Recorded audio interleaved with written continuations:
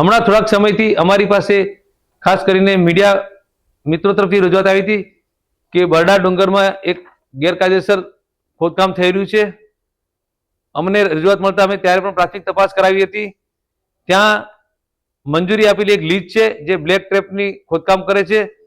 તેની મુદત 31/3/2030 સુધીની છે, પરંતુ એમના દ્વારા ઈસી એટલે કે એન્યુઅલ ક્લિયરન્સ મળેલું ન હોવાથી મે 2021માં એમનું અમે એટીઆર બંધ કરી દીધેલું હતું. તે દરમિયાન તેઓ પાસે લગભગ 65,000 મેટ્રિક ટન જેટલો ખોદકામ થયેલો જથ્થો પડેલો હતો. ત્યારબાદ તેઓ તરફથી આ જે ખોદકામ થઈ ગયેલો જથ્થો છે ખસેડવા માટેની મંજૂરી માંગેલી હતી.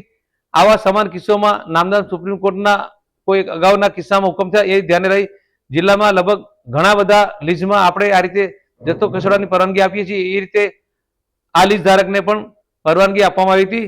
અને આ લીઝ વિસ્તાર છે રામગઢમાં છે, બરડા ડુંગર કે વન વિસ્તારમાં આવેલો નથી.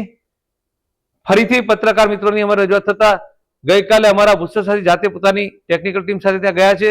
તેમણે સર્વે હાથ ધર્યો છે, ફોટા લીધેલા છે. સાથે સાથે અગાઉ જ્યારે મંજૂરી આપવામાં આવી હતી જથ્થો ખસેડવાની ત્યારના પણ વિગતો અમારી પાસે છે.